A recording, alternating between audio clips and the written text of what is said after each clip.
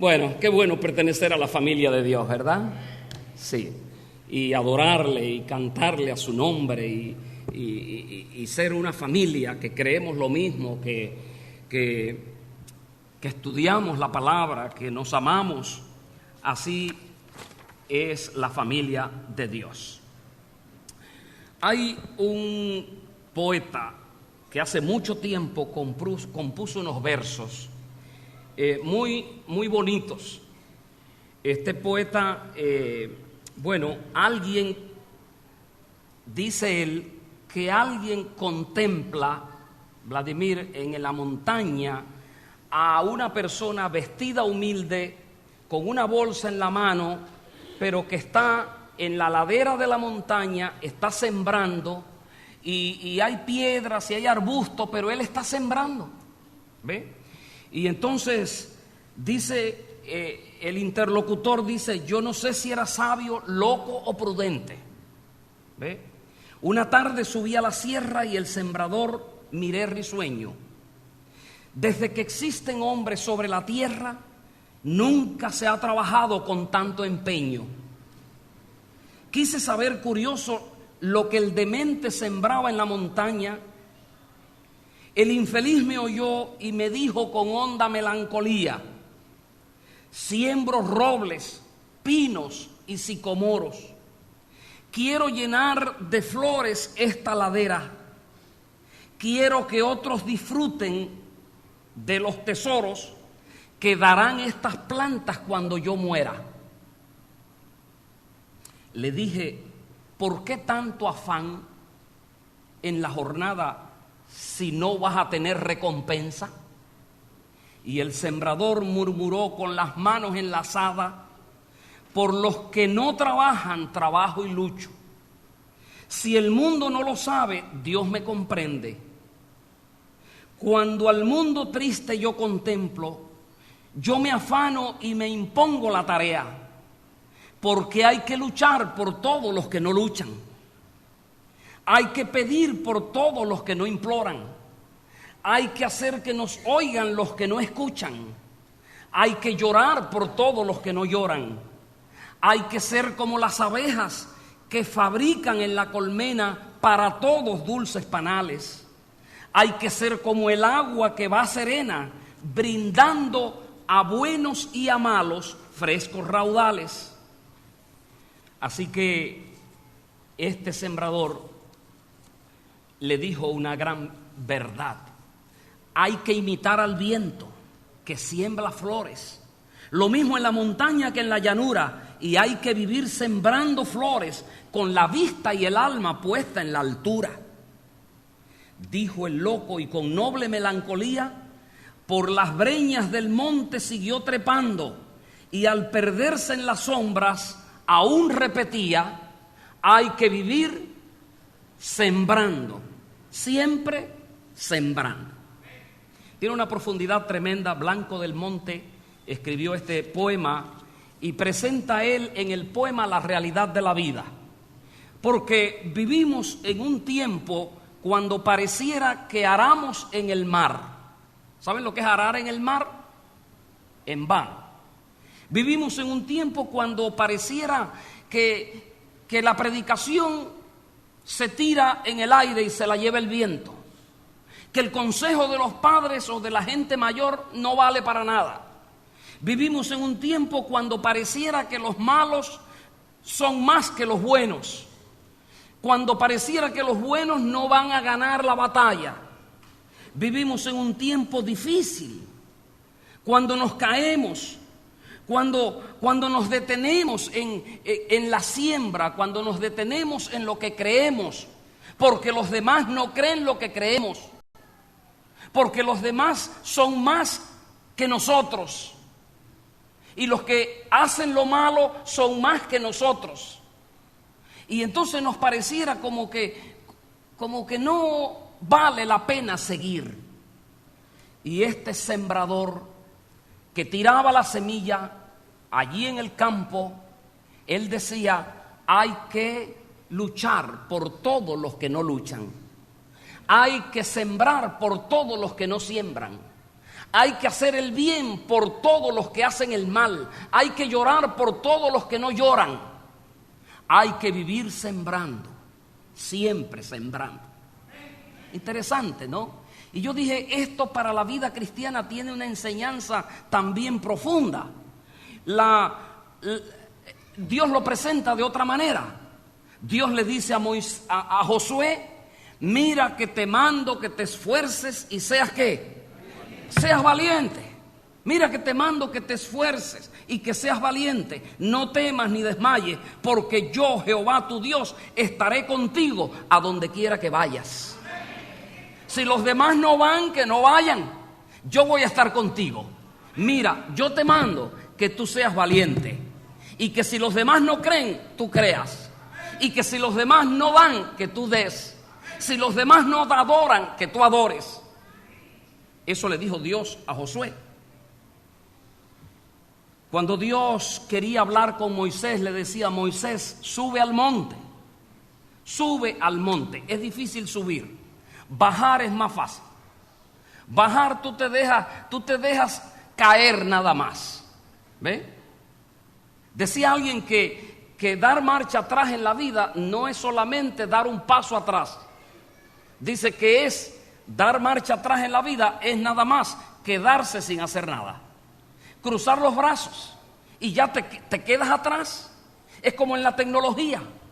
Te pasas un mes, 2 meses, 3 meses ya sin actualizarse, te quedaste botado, ¿verdad? No es caminar para atrás, es dejar de avanzar ya prácticamente, es retroceder.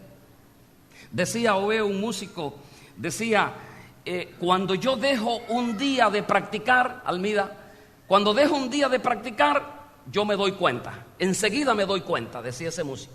Cuando dejo 2 días de practicar, mi familia se da cuenta. Y cuando dejo 1 semana de practicar, todo el mundo se da cuenta. Es decir, que nada más dejar de hacer algo es retroceder. Y eso es lo que pasa en la vida cristiana. El Señor le dijo a Moisés, sube al monte. Y dice el apóstol Pedro, para animarnos, vosotros sois linaje escogido. Vosotros sois real sacerdocio, gente santa, pueblo adquirido por Dios, para que anunciéis las virtudes del que te llamó de las tinieblas a la luz admirable. Así lo dice Pedro. Tú eres cabeza y no cola, ¿verdad? Tú debes ir delante y no detrás. Tu continuar en el mundo cristiano no debe depender de lo que los demás hagan, ni de lo malo que sean otros. Dice la palabra, alzaré mis ojos a los montes. ¿De dónde vendrá mi socorro? Y dice la palabra, mi socorro viene ¿de dónde? De arriba, viene de Jehová. Nuestro socorro viene de Jehová. Y dice también en Deuteronomio, Jehová te pondrá por cabeza y no por cola. Pablo lo dijo de otra manera, no pretendo haberlo alcanzado. Una cosa hago, prosigo al blanco. Prosigo al blanco. No he llegado, pero prosigo al blanco. Así lo dijo el apóstol Pablo. Hay un senador aquí en este país, el senador Orrin Hatch, senador por Utah. Él llegó al Senado en el año 1977. 1977. Ininterrumpidamente ha estado en el Senado. Orrin comenzó limpiando en una escuela. Después matriculó y se graduó cogió un diploma en historia. Después matriculó en la universidad y se hizo abogado. Se hizo pianista, organista, toca violín. Tiene 81 años. Tiene un montón de cargos en el Senado de Estados Unidos. Y este hombre decía, una de las frases que él repite a menudo, dice, la graduación no es el final, es el comienzo. El bautismo no es la meta, es el comienzo. ¿Ve? Lo que tú hiciste ya en la vida no es ya todo. Tú puedes todavía lograr algo más. Esfuérzate, sé valiente, no mires hacia atrás, continúa la meta. Alguien dijo, debemos vivir subiendo para servir y sirviendo para subir. ¿Verdad? Tiene su sentido también. Frank Lloyd Wright, lo han oído tal vez, uno de los arquitectos más famosos del mundo. Él fue uno de los principales maestros de la arquitectura en el siglo XX. Frank Lloyd Wright, estadounidense, pero hizo edificios en Europa, hizo edificios en Japón, hoteles, edificios enormes, grandes. En fin, un día que le estaban haciendo un reconocimiento, le preguntan a Frank Lloyd Wright, le preguntan, ¿cuál es tu edificio preferido? De todos los que has construido, decenas y decenas de edificios en Europa, en Japón, en Estados Unidos, ¿cuál es tu edificio preferido? Y él dijo, el próximo. El próximo es el preferido. No terminaste. Tú no te graduaste, tú no has terminado. Mientras hay vida, estamos en la carrera. Estamos llegando. Pablo decía, no lo he alcanzado, pero prosigo. No conformarnos con ser lo que somos, sino siempre tratar de ser mejor de lo que somos. ¿Verdad? No conformarnos con lo poco que hacemos, siempre tratar de hacer más de lo que hacemos. Siempre hacer más. Siempre ser un mejor hijo, un mejor padre, un mejor esposo, una mejor esposa, un mejor cristiano. Siempre ser un mejor, subiendo para servir y sirviendo para subir. Cristo, el mayor sembrador de la historia, dice en Lucas capítulo 8, Lucas capítulo 8, allí menciona a Jesús, una parábola. Él menciona allí la parábola conocida como la parábola del sembrador. Y dice Jesús, Lucas 8:4, se juntó una gran compañía y estaban en cada ciudad y vinieron a él. Y él les dijo, un sembrador salió a sembrar. Y sembrando, una parte cayó en el camino y fue hollada por las aves del cielo. Otra parte cayó en la piedra, nació pero se secó. Otra parte cayó en espinas y las espinas la ahogaron. Y otra parte cayó en buena tierra y cuando fue nacida llevó fruto a 100 por uno, diciendo, estas cosas clamaba, el que tiene oído oiga. El que tiene oído oiga. Jesucristo, el mayor sembrador, y vino a este mundo para sembrar la semilla. Pero dice que una parte de la semilla cayó en espinos, otra cayó en pedregales, otra cayó en el camino y vinieron las aves y se la llevaron. Y ahora yo me pregunto, ¿y por qué hasta el sembrador, el mejor sembrador, vino a sembrar, pero una parte nada más se dio, de 4 partes una sola, la otra no se dio? Porque en este mundo hay gente que decide ser malo, hay gente que decide no ir, hay gente que no quiere saber. Y Jesús lo sabía, pero no por eso Jesús dejó de venir a la tierra, aunque hubiera malos, ¿verdad? Aunque algunos no apreciaran lo que él estaba haciendo. Una sola parte de 4 cayó en buen terreno la semilla. Y todavía nosotros nos preguntamos, ¿y cómo es posible? ¿Cómo es posible que no acepten el Evangelio de Jesús? Se reúnen, quieren arreglar el mundo, quieren arreglar los problemas, pero el Evangelio de Jesús es la solución. Y no le hacen caso al Evangelio de Jesús. Jesucristo vino en un tiempo cuando la gente era mala también. No solamente los malos son de ahora, había malos en aquel tiempo. En el tiempo de Jesús la gente decía ojo por ojo y diente por diente, ¿verdad? El que me la hace me la paga. Existía eso en el tiempo de Jesús. Pero Jesús viene entonces con un evangelio diferente a la creencia de la gente. Y entonces Jesús dice, amaos los unos a los otros, bendecid a los que te maldicen. Eso estaba fuera de ambiente en el tiempo de Jesús. Pero Jesús empieza a enseñar a todo el mundo que no es el que me la hace me la paga. Jesús enseñó al mundo, bienaventurados los pacificadores, ¿verdad? Si tu hermano te tira una piedra, tírale ¿qué? Un pan. Ese es el evangelio de Jesús. ¿Ve? Cristo no enseñó a matar, ni a los amigos ni a los enemigos. Otros enseñan que a los que no creen hay que matarlos. ¡Qué enseñanza! ¡Qué doctrina! En el nombre de Dios, otros matan sin pudor, sin elegir a sus víctimas. Basta con que no sean uno de ellos, basta que no crean para matarlo.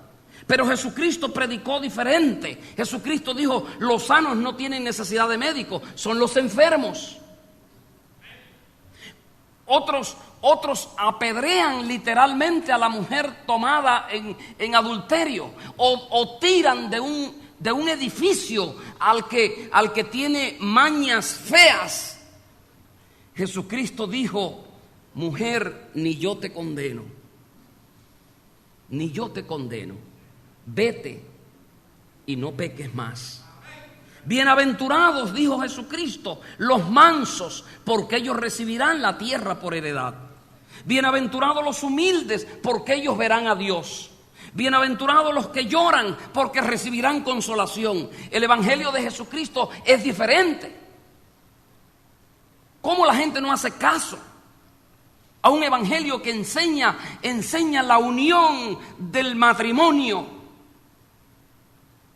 La unión del matrimonio, la solemnidad de la familia, la procreación, conforme Dios la autorizó y la aprobó y la autorizó.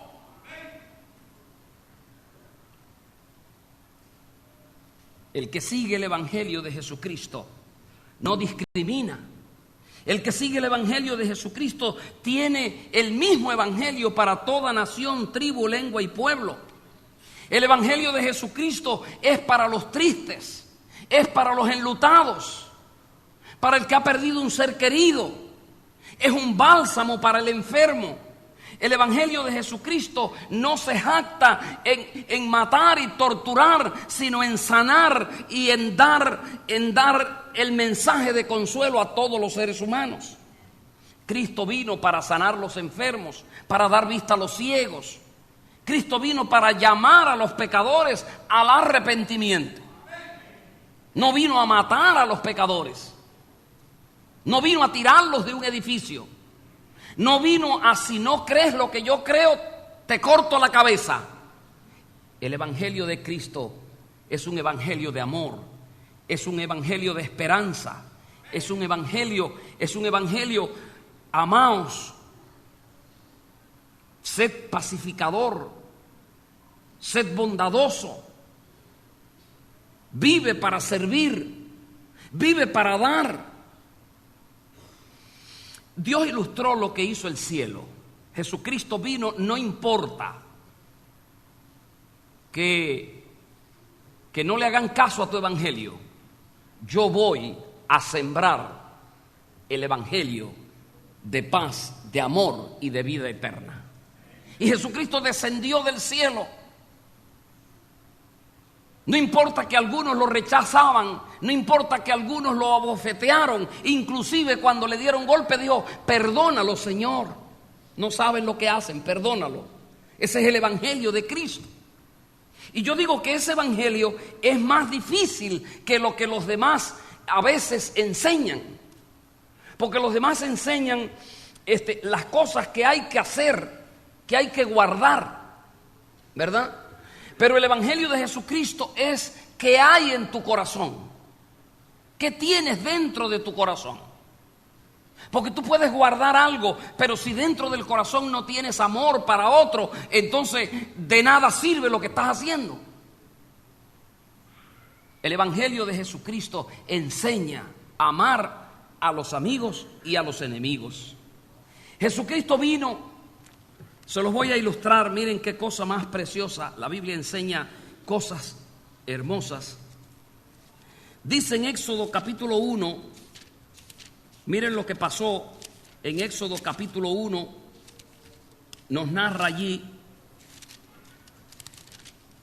Éxodo capítulo 1, versículo 16, le dijo Faraón a las parteras, porque él no quería que nacieran más hijos varones, para que no hubiera sucesor, para que no viniera el Mesías.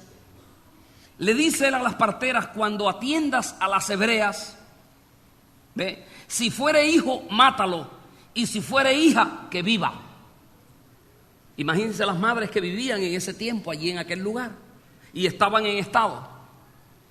Y las parteras venían y la orden era: mátalo si es varón. Pero las parteras aquellas, en medio de aquella presión, dijeron: no vamos a cumplir la orden de Faraón.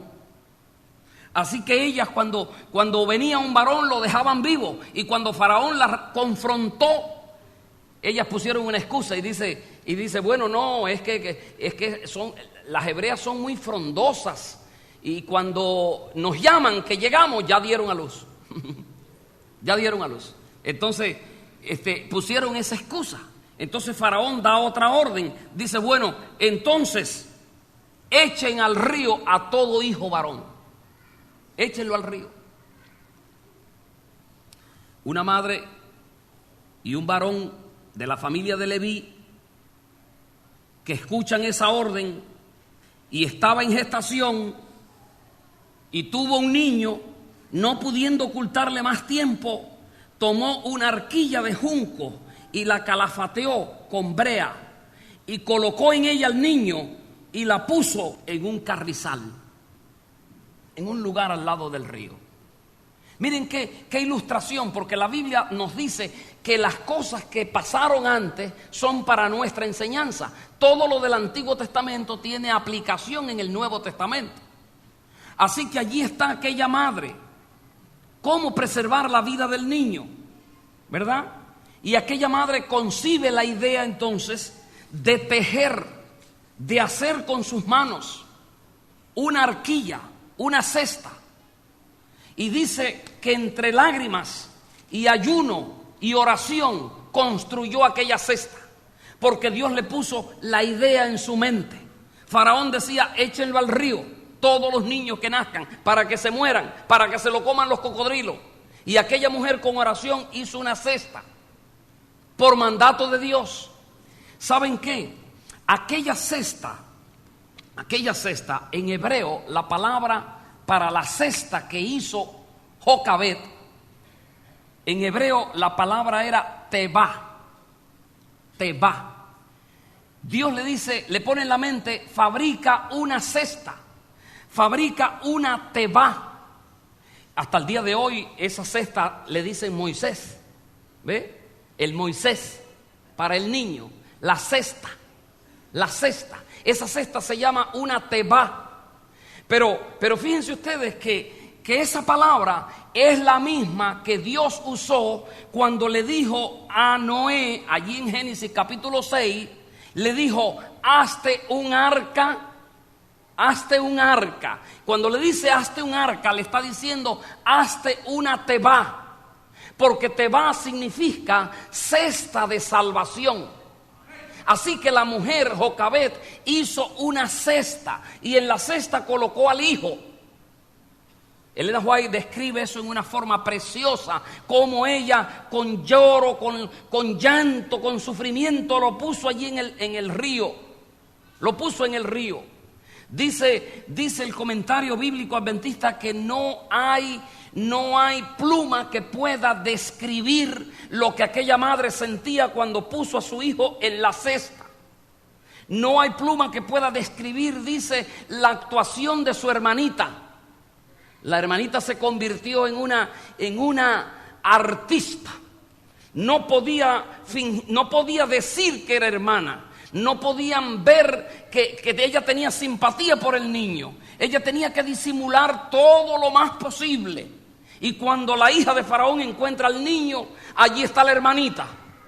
Ella no lo conoce, supuestamente, pero le dice: si tú quieres a alguien que te lo cuide, yo puedo buscarte a alguien que te lo cuide. Y ella le da a la hermanita de Moisés y le dice: búscame a alguien para que cuide al niño. Y ahora, porque los planes de Dios, aunque nosotros no los vemos, son maravillosos.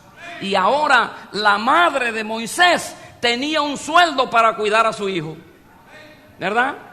Esa cesta se llama Tebá, es la cesta de salvación.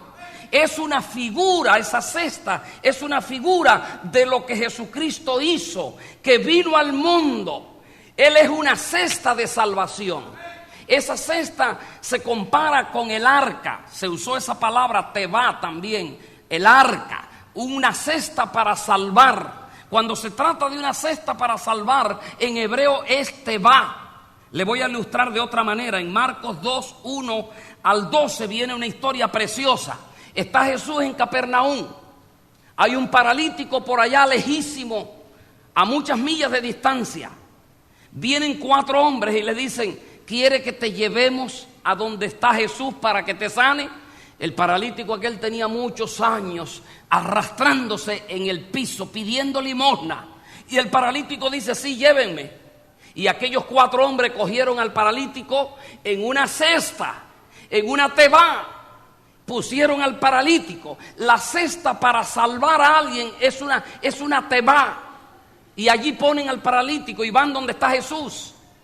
Cansados, llevaban al hombre a cuesta, corriendo, caminando, llevándolo para que Jesús lo sanara. Cuando llegan a donde está Jesús, la casa está llena.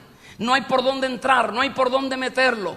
Se les ocurre una idea: romper el techo de la casa de una persona que ellos no conocen. Abren un hueco en el techo, hacen una cesta, hacen una tebá, dejan caer al paralítico a los pies de Jesús y Jesús sanó al paralítico. Una tebá, cesta de salvación. Son símbolos que hay en la palabra que ilustran lo que Dios ha hecho por cada uno de nosotros, que envió a su Hijo Jesucristo para que todo el que cree en Él no se pierda, sino que tenga vida eterna. Hay varios textos en la Biblia que son preciosos.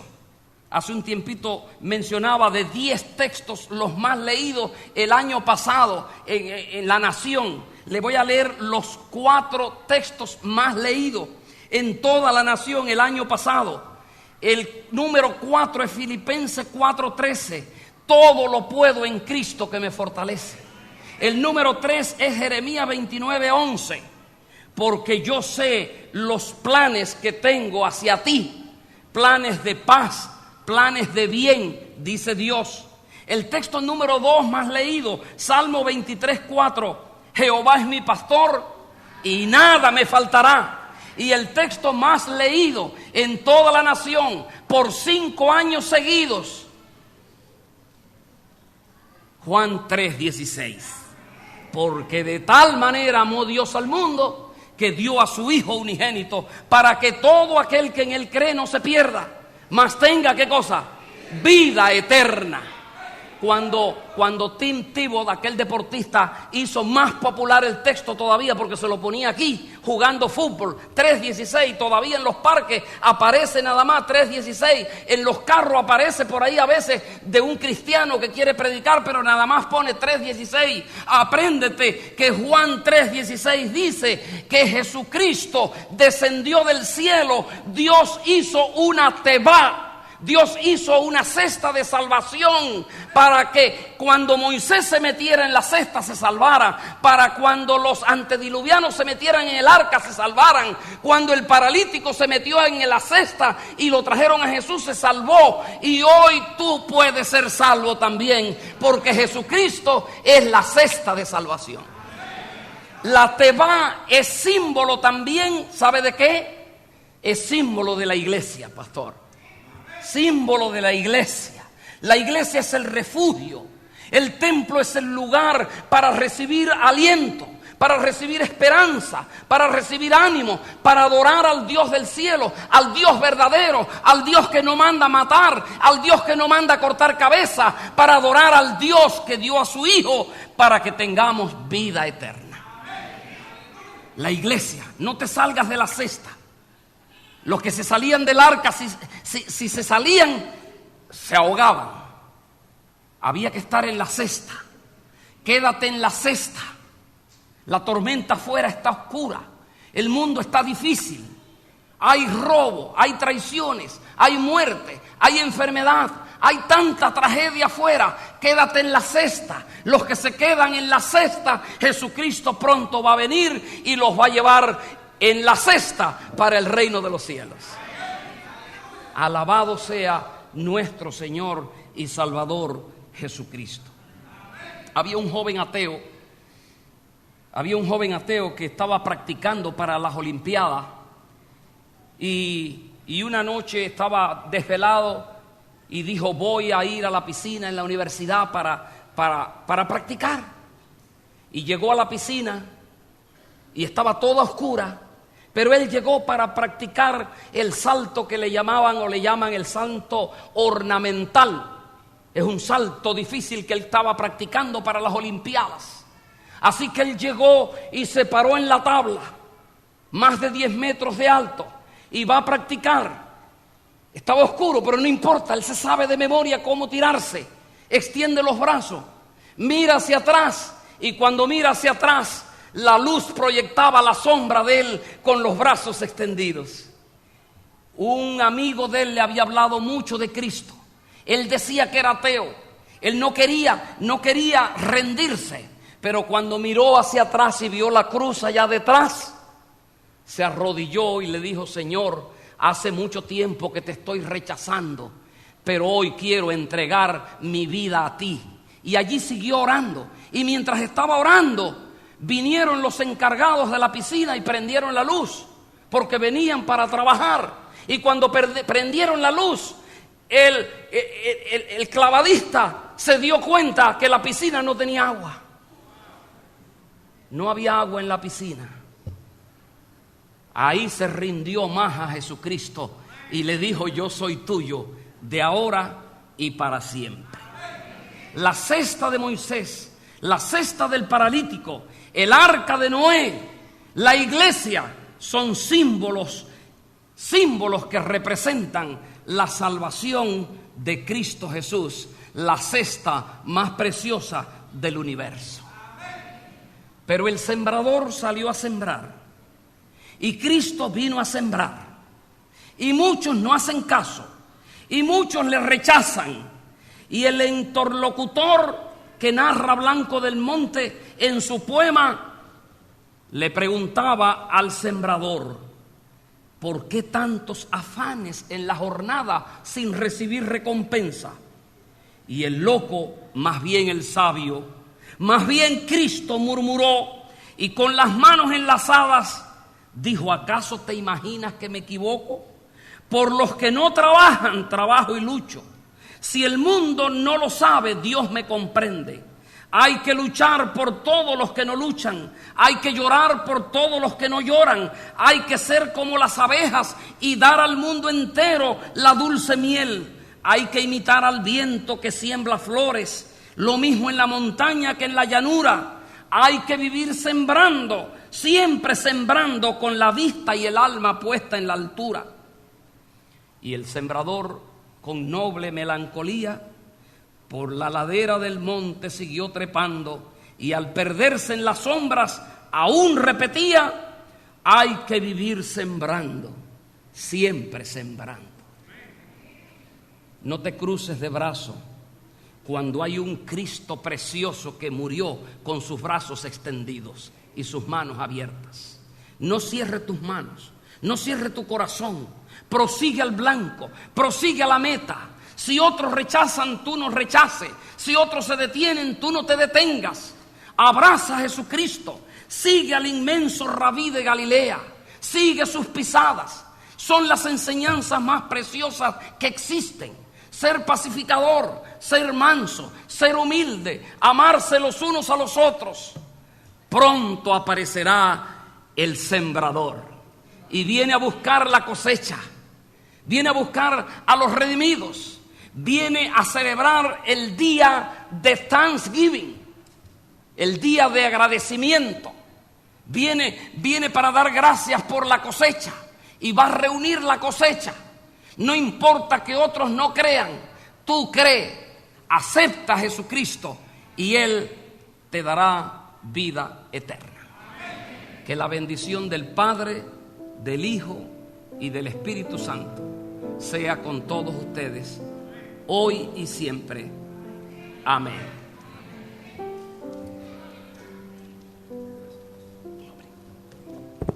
Para concluir, cantemos el himno Tan triste y tan lejos de Dios, 222 del Himnario Nuevo.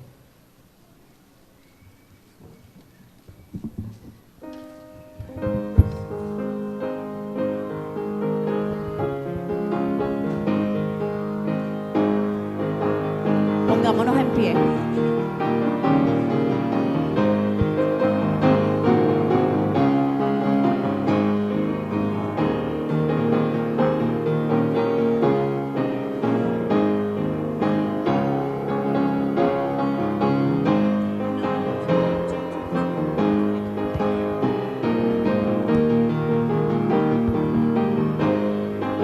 Si buscan en sus signarios, es el canto 222.